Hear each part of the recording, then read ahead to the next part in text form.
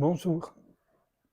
Aujourd'hui, d'une certaine façon, retour à la source ou ressources à la source, puisque je vais lire des extraits du grand Nisargadatta Maharaj, un extrait de ce très beau livre À la source de la conscience, aux éditions Les Deux Océans.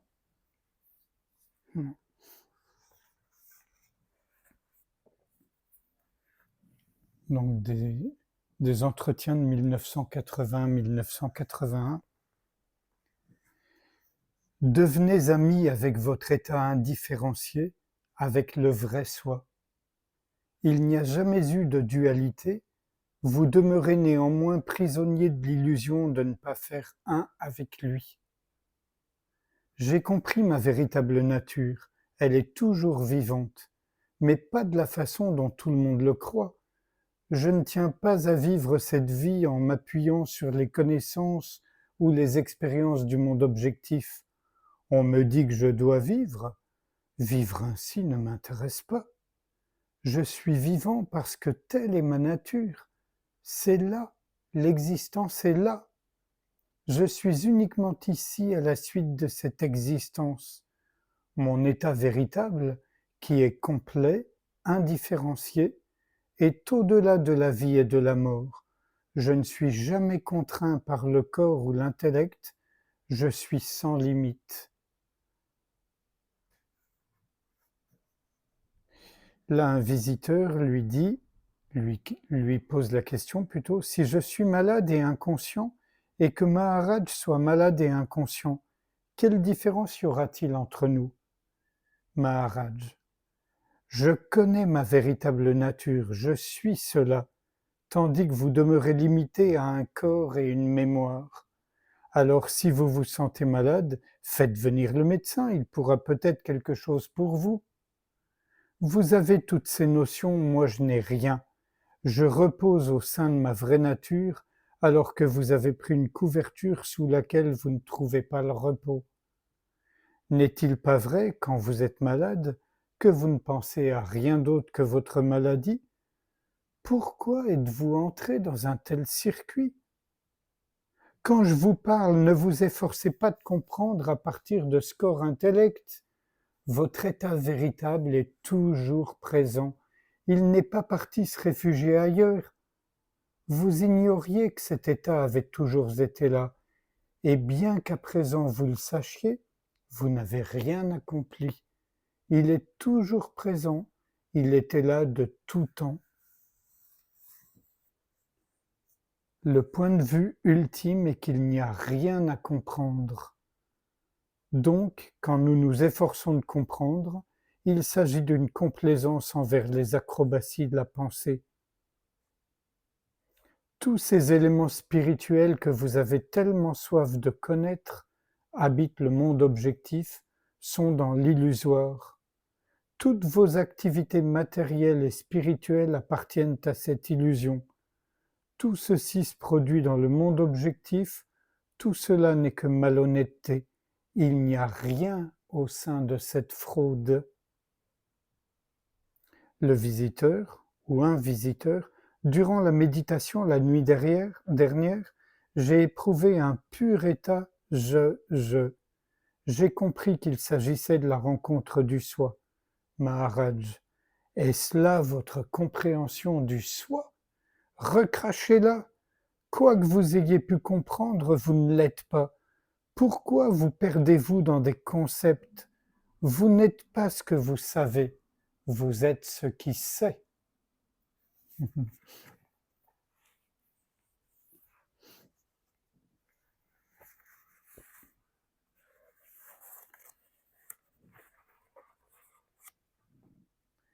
Ne dites pas « je suis un individu, une personne ». Restez simplement dans l'être. L'unique problème est ce sentiment d'être une entité distincte de l'être. Cette illusion, une fois dissipée, il n'y a plus que béatitude.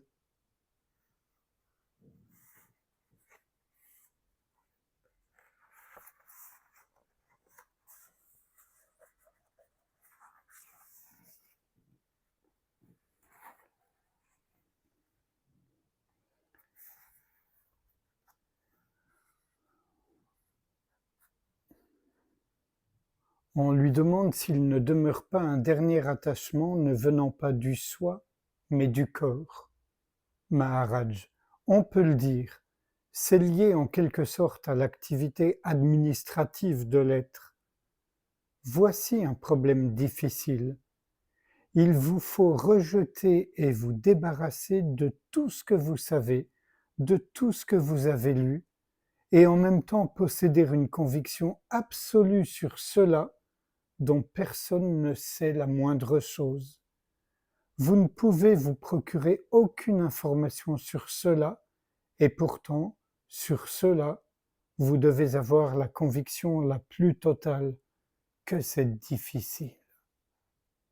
Beaucoup atteignent l'état qui est, mais personne ne va jusqu'à l'état qui n'est pas. Il est très rare que quelqu'un atteigne cet état, un état qui transcende toute connaissance, tout savoir. Le savoir je suis est le plus essentiel. Proclamez-le, revendiquez-le comme vôtre. S'il n'est pas là, il n'y a rien. La découverte des différents états n'est pas possible qu'à l'aide de ce savoir conscient je suis. La conscience je suis surgit spontanément de l'absolu.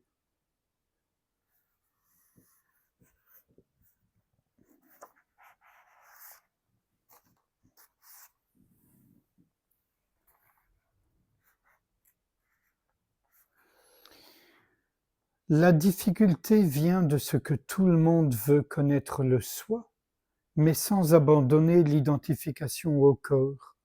Les deux termes sont contradictoires. Si vous abandonnez cette identification avec la personne, alors tout devient simple. Je suis là avant que quoi que ce soit puisse se produire. Si on demande à quelqu'un à quel moment le ciel est apparu à l'existence, il répondra qu'il ne le sait pas. Il ne le sait pas parce qu'il considère sa propre existence comme un phénomène lié à la présence du corps. Que le ciel n'était pas, je le sais. Et qui affirme cela? Celui qui est avant toute chose. Ma véritable nature n'est pas circonscrite par l'espace et le temps. Petit commentaire, vous vous souvenez sûrement que dans le Nouveau Testament, Jésus dit « Avant qu'elle y soit, avant qu'elle y fût, je suis ».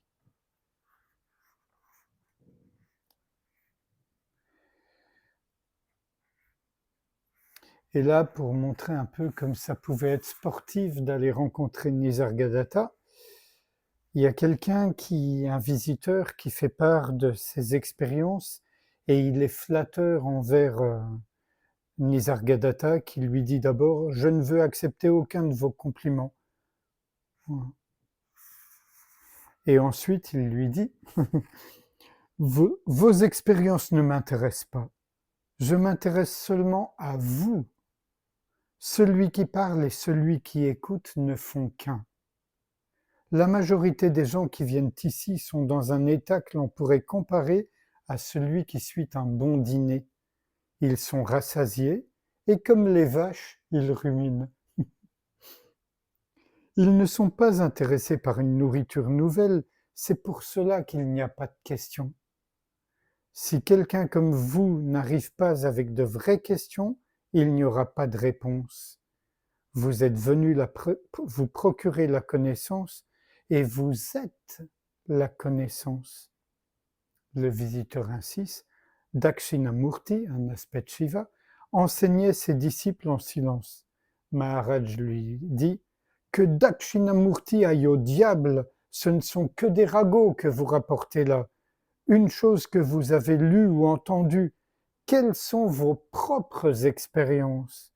Je suis ici, vous êtes ici, posez des questions.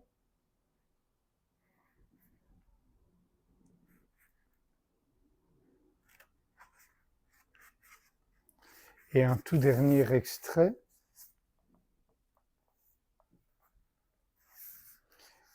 qui est toujours un peu costaud. Vous ne comprenez pas réellement ce que je dis. Vous comprenez partiellement et vous en tirez vos propres concepts, mais la véritable compréhension de soi est absente. Imaginez une graine susceptible de produire un grand arbre. Si vous ouvrez cette graine, il vous sera possible d'apercevoir l'arbre dans la graine. En brisant la graine que j'ai appelée la graine de la naissance, j'ai obtenu la connaissance du soi. De quel autre capital pourrais-je disposer en dehors de la connaissance du soi? Et là, le visiteur, les émotions et les pensées surgissent continuellement et me dérangent. Que dois-je faire? Maharaj, vous êtes avant qu'aucune pensée ne puisse surgir. Toutes les pensées, images, etc., susceptibles d'apparaître, ne sont que des mouvements à l'intérieur de la conscience. La conscience, une fois là, tout est là. Le monde et toutes les transactions du monde. Assistez simplement à tout cela. Cela arrive, ça se produit, il n'y a pas d'observateur individuel. Vous êtes témoin du fonctionnement total de la conscience universelle.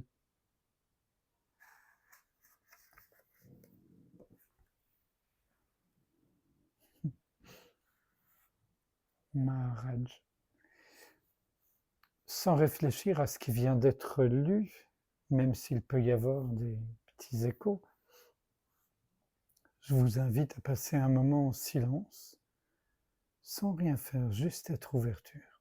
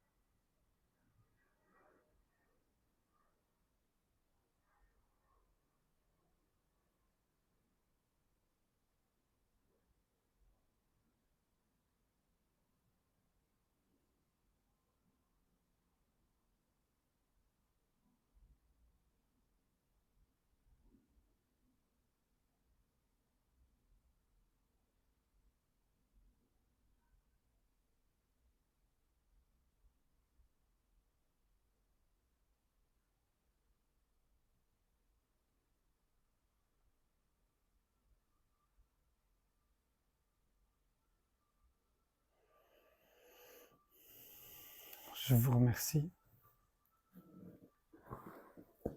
À bientôt.